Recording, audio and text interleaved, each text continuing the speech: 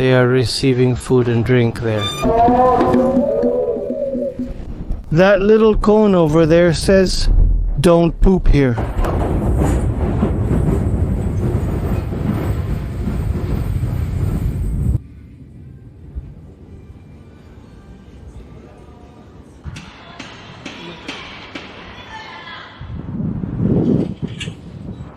They're already shouting at us, they just did.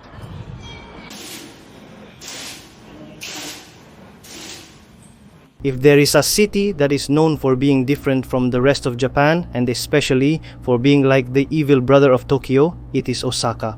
We are in the city with the highest crime rate in the entire country, and where you can see the most homelessness in the city.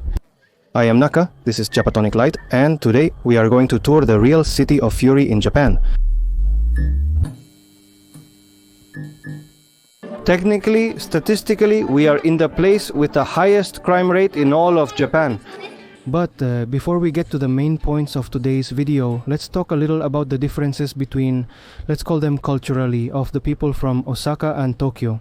There are many people who talk about how different the people of Osaka are from the people of the rest of Japan or Tokyo.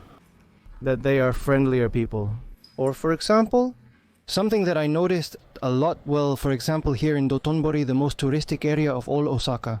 The noise is terrible, that's why we sound a bit bad. But on the other side, the street noise is terrible. It's much noisier than any area in Tokyo. The amount of youth movement is immense. I mean, at night you see a lot of young people messing around here. There's also the America Mora on top, which is another neighborhood in the area that is a youth zone. Like calling it the Harajuku of Tokyo. Not only here, but in all the train stations we passed last night. People drink a lot on the street, sitting on the floor, and that's something you don't see as much in Tokyo. I could even say that I see it often. Because I have foreign friends, we are all foreigners, and we are used to drinking on the street to save money. Or sit in any little corner we can, but the people of Tokyo themselves don't do this much, but for the people of Osaka it's very normal. And it's very noticeable. The separation of youth areas and non-youth areas is very noticeable.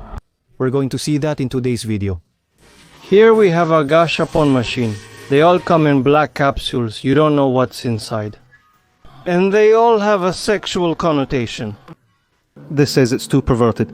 This says this is too much, it has that about women. And this one says, especially for couples. It says, for couples who have been dating for more than half a year. If they have been dating for less than half a year, don't buy it, it says. Let's try it.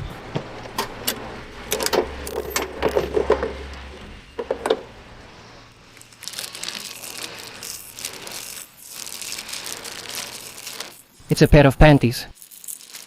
Just a pair of panties, nothing more. You're a bunch of sons of bitches. It only comes with one pair of panties, and the original price is $8. We just paid a little less than $5. And that's it, that's all. And while the people of Osaka are a bit warmer, have fewer labels, they are more combative people. Like we notice the sound of the horn more, the sound of horns is heard more. Or people screaming, or people who make a small mistake driving, people screaming out the window, "What did you do?" Here it is more noticeable. They look less neat than the people in Tokyo. But less stressed too, that's very important. People from Tokyo sometimes come to work in Osaka. They end up going back because they sometimes don't get along well with the people from Osaka. Because of the different style of education, no. It's like the people from Tokyo are a bit more laid back, much more laid back. The one from Osaka is more cheerful, so to speak. It's more lively, it's more sincere. They don't feel that much that need to take care of how they are. Touristically, outside of Universal Studios Japan, it's quite poor. There are temples throughout Japan. Osaka Castle, a reconstruction, is quite subpar. Then there's the park. The Banpaku Kinenkoen Park, which is, well, there's a bug on a tower, but it's nothing. It's one of the most visited places besides Tokyo, Kyoto. But it's not a big deal, it's all city outskirts, really. For living, for young people, it's the neighborhood. The neighborhood. Something that really caught my attention about Osaka is that it's full of these covered shopping alleys. And they're all full of karaoke bars. I mean, sing bar. Yeah, not karaoke rooms like in Tokyo or elsewhere, but little bars where you can sing along with other customers or your friends and the staff. Now we are in the Shinsekai neighborhood, which after Dotonbori would be the busiest area, let's say, of what it is. Bars? Well, more than anything, what is izakaya, right? Local food and all that. It has that woman thing.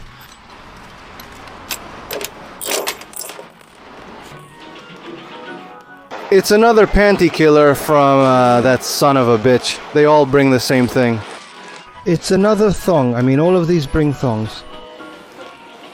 They screwed us, huh? They eat turtle here, which I'm seeing for the first time. I've never seen turtle served like this before. Today, from what Kichan tells me, it's quite common, but at least for me, it's the first time I've seen this. No. Osaka is a city that is famous for having a lot of Yakuza activity because, well, we are in the Kansai region, which is the region.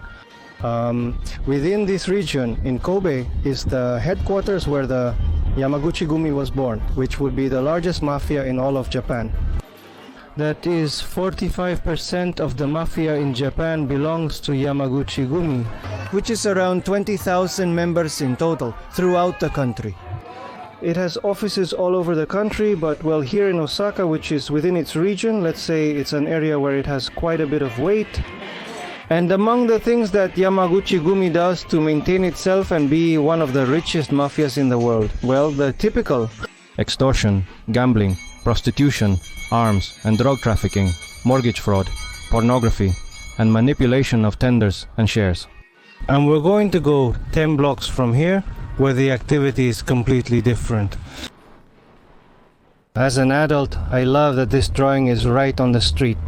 And also outside are the signs that it's quite noticeable to be right on the street. They catch the eye, $8 every night. It's funny how people will come to these places to do anything but watch movies, isn't it? Now we're heading to the cheapest, let's say poorest neighborhood in all of Osaka. One thing that it has to show off, for example, is the supermarket. There's a supermarket chain here called Tamari Super. It's a chain that's everywhere, but specifically here, the prices are cheaper than usual. Something to use as an example. A cabbage at the, I don't know, 2 subway stations from here. It's about $3, let's say. And at these, it's half the price. And these are the Tamari supermarkets. And this supermarket sometimes has some very interesting offers that, making a purchase of more than $10, there are products that you can buy for a penny. You can only buy one product for a penny, but even when buying multiple at 50 cents each, it's still cheap. You can only buy one product, but sometimes there are, I don't know, 5 products for a penny, and we'll then buy the 5 for a penny. We have already checked, and we didn't find these kind of offers, but they are quite common, and in fact, it's one of the reasons why this supermarket is very popular. Alright, it's a shame that there aren't any this time, but even so, the prices of these places are much lower than other neighborhoods, even here in Osaka. The food is quite inexpensive. $2, $3, some $4, but mostly $3. Well, in general, they are $1 cheaper than in Tokyo and its surroundings. Nigiris for 62 yen including tax. About 50 cents, it's half the price of what it is in Tokyo and its surroundings. Very cheap. Yes, everything that is prepared food is basically a lot cheaper than what it would be Tokyo and its surroundings. And here, for example, there are many things that because of the schedule, they give you a 50-cent discount because of the schedule. When it gets dark, prices sometimes drop. Before reaching our destination, we had to pass through Tobita Shinchi. This is the red light district, one of the most famous in Japan because it's one of the few, to my knowledge. It's just a sign. The famous red light district of Osaka, which is one of the most famous in Japan because, as far as I know, it's the only area that remains, at least in quantity, where our They are already shouting at us. They just shouted at us. Okay. Well, they shouted at us a lot because precisely the place which I was going to talk about, is a place where you can't record anything at all. It's heavily guarded, and yes, sometimes there are also staff on the street monitoring the area to make sure there's no one taking pictures or anything like that. And then the place where we were, which is just 2 blocks away, is Tobita Shinchi, which is the most well-known red light district in the area, more popular within Japan for its style, which is a street filled with entrances to small houses where there is a lady and a girl prostituting. Now, how do these places operate? I've already talked about what prostitution is like in Japan. And well, in this case, they operate like tea houses. Elsewhere, there are soaplans for bathing with girls. Here, they are called tea houses. You supposedly pay, I don't know, $150 to have tea with a girl. And well, this girl takes you to the room where they quote-unquote drink tea, well, and that's it. But of course, it's the only place I know where the girls display themselves in front of the customer. In other places, you have to go into the shop and choose the girls by photo. And not here. You can see them there directly, and the lady who is at the entrance is the one who calls you and arranges the price. Let's say she is the madam. And well, the girls are there and they all greet. I love it because I was walking with Kichan and they did this to me. She greeted me and Kichan ends up there. But no, I'm not very used to being yelled at like that in Japan. But well, it was interesting even so. And now we are in the Nishinari district. This neighborhood is mainly known for the number of homeless people who live in the area. And in all of Osaka, they are in 2nd or 3rd place for the highest crime rate. 16 cases per thousand. Until 2010, it was 20 ranking 1st. But with so much security camera control around, the crime rate dropped and now Dotonbori is in 1st place. Dotonbori, the downtown area with the highest concentration of people, clearly has the highest crime rate, including issues like fights and scams. Here it's like a so-called quiet neighborhood.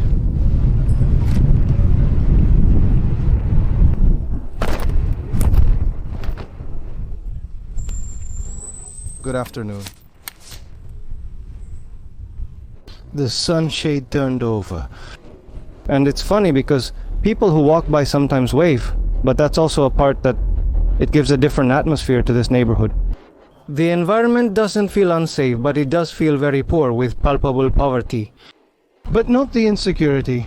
People sometimes you walk and they just greet you and that's it. They saw us walking with the same shirt and they don't greet, oh, how nice they are. In fact, there were people who looked very much like if they weren't homeless, no. This is one of the homeless parks that is quite abandoned. It's like they don't stop here anymore, but they left things. The atmosphere is kind of weird.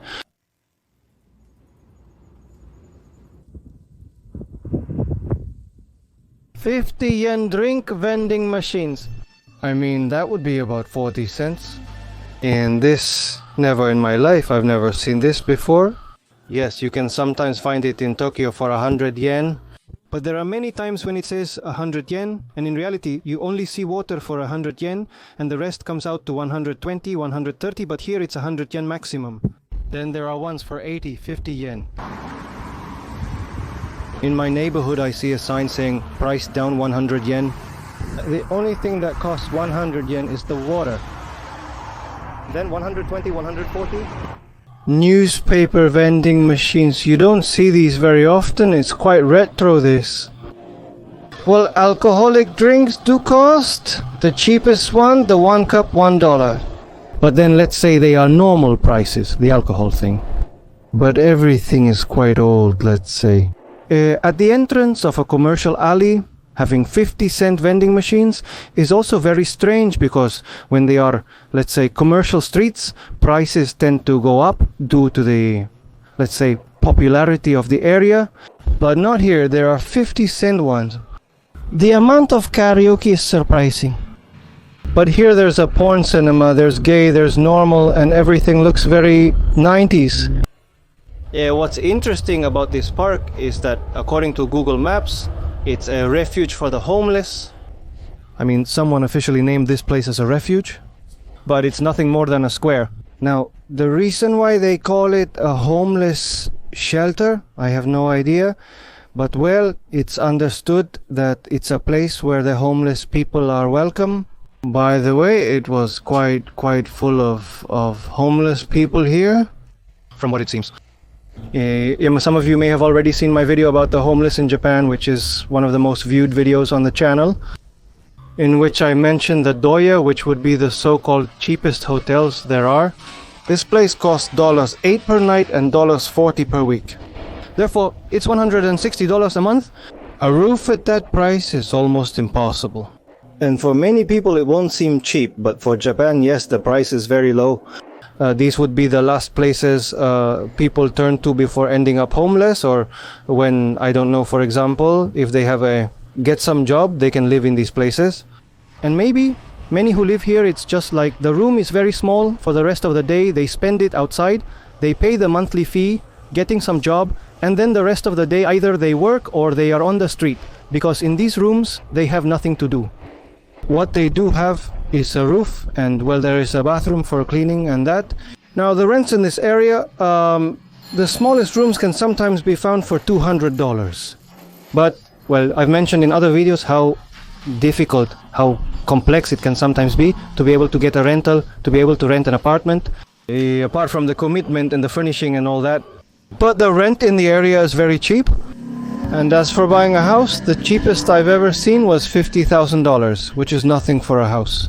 But house is in pretty bad condition. And well, in this neighborhood. And here's another corner of vending machines, and they're all for alcohol. But it catches my attention that they are, I mean, they don't even have, not even the little cup shows these. Do they work?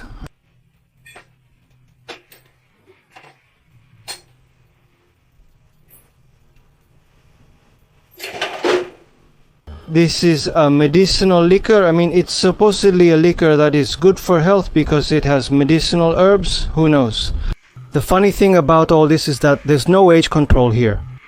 Normally, in all the stores that sell alcohol, you need to check the age, and not only that, but most of them, for example in Tokyo, the vending machines with alcohol require you to provide identification that you are of legal age.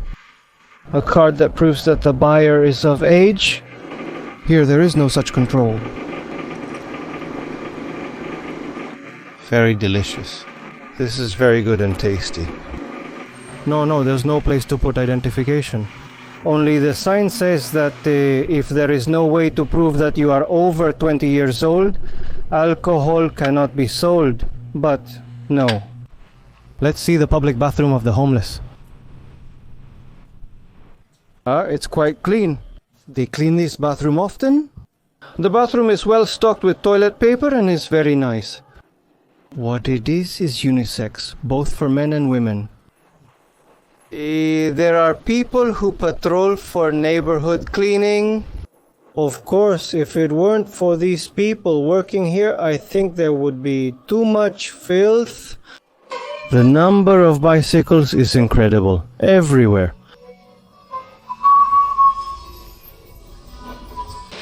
This is the community center for homeless people, where they can receive medical treatment, job search, and that's why it's also a place where a lot of homeless people gather.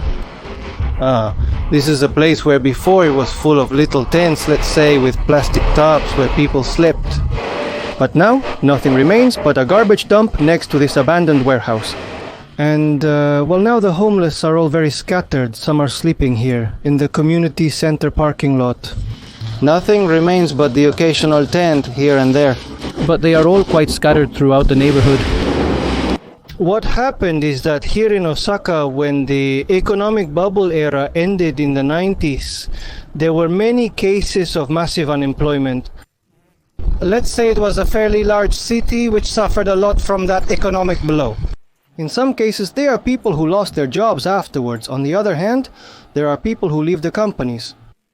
It should be noted, not all of them are uneducated people who were born in poverty or anything like that, but many people who just got tired of working for someone else.